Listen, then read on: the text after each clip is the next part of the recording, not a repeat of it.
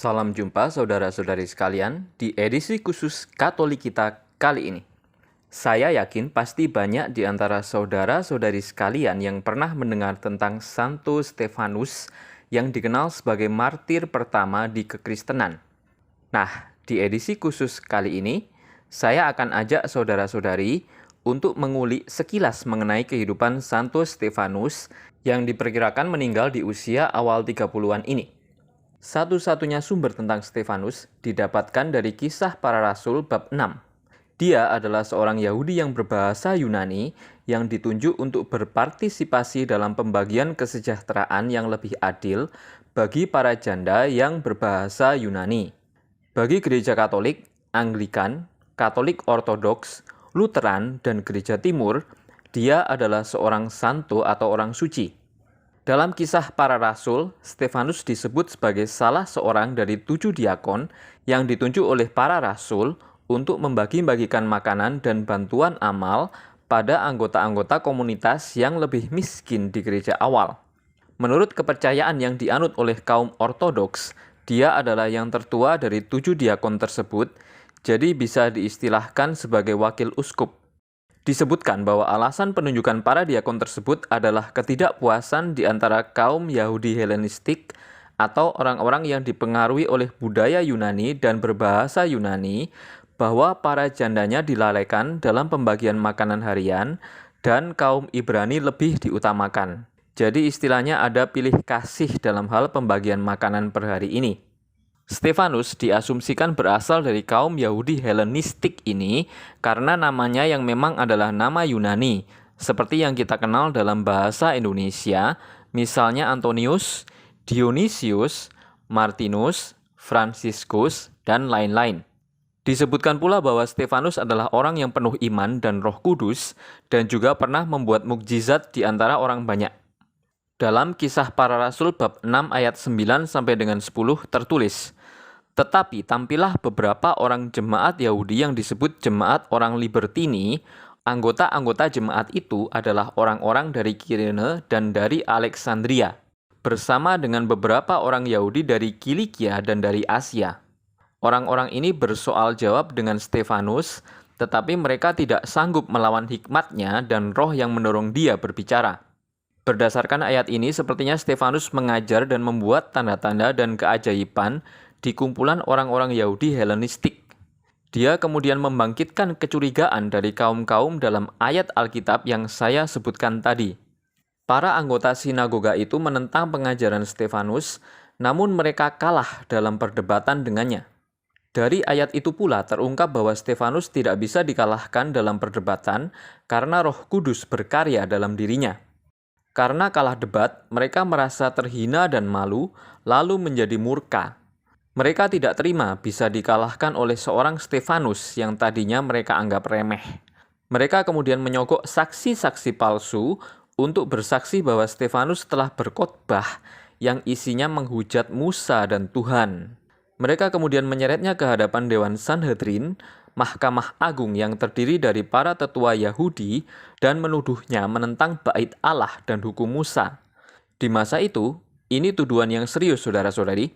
Bait Allah dan hukum Musa itu ibarat Pancasila dan UUD 45 di negara kita. Dan kalau kita menentang Pancasila dan UUD 45, kita akan dianggap melakukan makar terhadap negara. Seperti itulah gambaran tuduhan yang ditimpakan kepada Stefanus.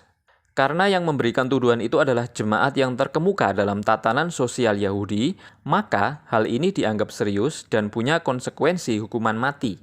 Namun, disebutkan bahwa Stefanus tidak kelihatan gelisah menghadapi ini dan wajahnya terlihat seperti malaikat. Ini menunjukkan betapa tingginya iman Stefanus dan Roh Kudus benar-benar bekerja dalam dirinya. Bayangkan bila kita berada di gedung pengadilan, di hadapan hakim, dan orang-orang yang hadir dalam gedung pengadilan, lalu hakim memvonis kita hukuman mati. Pasti kita akan ketakutan setengah mati, bukan? Jujur, saya pasti begitu. Dalam pidato panjang di hadapan Sanhedrin yang memonopoli hampir keseluruhan isi dalam bab 7 Kisah Para Rasul, Stefanus memaparkan pandangannya tentang sejarah Israel. Menurutnya, Allah yang mulia menampakkan diri kepada Abraham di Mesopotamia Dan ini menunjukkan bahwa Allah tidak berdiam di satu gedung tertentu.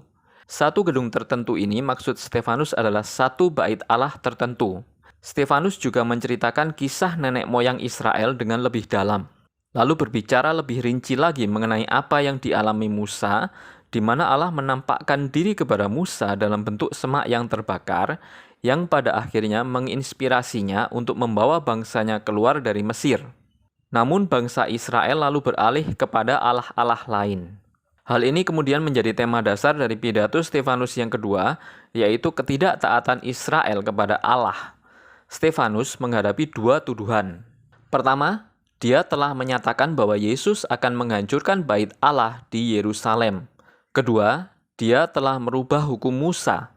Paus Benediktus ke-16 di tahun 2012 menyatakan bahwa Santo Stefanus merujuk pada kitab suci Yahudi untuk membuktikan bahwa sebenarnya hukum Musa tidak ditumbangkan oleh Yesus, tetapi sebaliknya malah digenapi olehnya.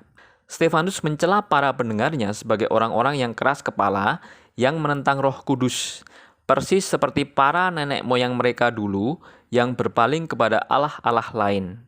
Kata-kata Stefanus persisnya akan saya kutip di sini, yang diambil dari Kisah Para Rasul bab 7 ayat 51 sampai dengan 53. Hai orang-orang yang keras kepala dan tidak bersunat hati dan telinga, kamu selalu menentang Roh Kudus, sama seperti nenek moyangmu, demikian juga kamu. Siapakah dari nabi-nabi yang tidak dianiaya oleh nenek moyangmu? Bahkan mereka membunuh orang-orang yang lebih dahulu memberitakan tentang kedatangan orang benar, yang sekarang telah kamu khianati dan kamu bunuh. Kamu telah menerima hukum Taurat yang disampaikan oleh malaikat-malaikat, akan tetapi kamu tidak menurutinya. Mendengar kata-kata Stefanus ini, kerumunan orang itu tidak bisa menahan amarahnya lagi. Namun Stefanus malah memandang ke atas dan berkata, "Sungguh, aku melihat langit terbuka dan anak manusia berdiri di sebelah kanan Allah." Orang-orang dalam kerumunan itu yang melemparkan batu-batu pertama meletakkan jubah-jubah mereka di kaki seorang pemuda bernama Saulus, yang tidak lain adalah orang yang kelak akan disebut sebagai Rasul Paulus. Saulus menyetujui pembunuhan dengan hukuman rajam ini. Stefanus berdoa supaya Allah menerima rohnya dan pembunuh-pembunuhnya diampuni. Karena tuduhan yang ditimpakan kepadanya itu, Stefanus menerima hukuman dirajam atau dilempari dengan batu sampai mati. Yang luar biasa adalah dia malah berdoa kepada Allah supaya mengampuni orang-orang yang melemparinya dengan batu sampai mati itu. Sungguh suatu doa yang mulia yang menunjukkan keluhuran dan ketulusan hati seorang Stefanus, saudara-saudari. Stefanus kemudian diceritakan jatuh berlutut dan tertidur. Setelah kematian Stefanus, murid-murid yang tersisa kemudian melarikan diri ke daerah-daerah yang jauh, dan banyak dari mereka yang pergi ke Antiokhia. Walaupun lokasi persis pelemparan batu Stefanus ini tidak pernah disebutkan di dalam Alkitab, ada dua klaim yang memperkirakan di mana itu terjadi. Pertama, klaim dari dua arkeolog ternama Prancis, Louis-Hugh Vincent dan Félix Marie Abel. Menurut tradisi kuno terjadi di gerbang utara Yerusalem. Sedangkan yang kedua, masih dari dua arkeolog yang sama, menurut tradisi abad pertengahan yang tidak lebih awal dari abad ke-12, terjadi di gerbang timur. Dalam Kisah Para Rasul bab 8 ayat 2, disebutkan bahwa orang-orang saleh menguburkan mayat Stefanus serta meratapinya dengan sangat, tapi tidak disebutkan di lokasi di mana dia dikuburkan. Di tahun 415, konon seorang imam bernama Lucian bermimpi diberi petunjuk lokasi kerangka Stefanus, yaitu di Beit Jimal, Israel. Kerangka dari martir pertama itu kemudian dipindahkan dengan prosesi ke gereja Hagia Sion pada tanggal 26 Desember tahun 415. Tanggal ini kemudian diperingati sebagai Hari Raya Santo Stefanus. Di tahun 439, kerangka ini kemudian dipindahkan ke satu gereja baru di utara gerbang Damaskus yang dibangun oleh permaisuri Aelia Eudosia untuk menghormati Santo Stefanus. Gereja ini dihancurkan di abad ke-12. Gereja Katolik Prancis abad ke-20, Saint Etienne, dibangun di tempat ini. Sedangkan gereja yang lain, Gereja Ortodoks Yunani Santo Stefanus, dibangun di luar gerbang timur kota itu, lokasi terbunuhnya Santo Stefanus dalam tradisi kedua. Kerangka martir pertama itu kemudian dipindahkan lagi ke Roma oleh Paus Pelagius II selama pembangunan Basilika San Lorenzo Fuori le Mura. Kerangka itu kemudian dikuburkan di samping kerangka Santo Laurentius yang makamnya diabadikan di dalam gereja itu.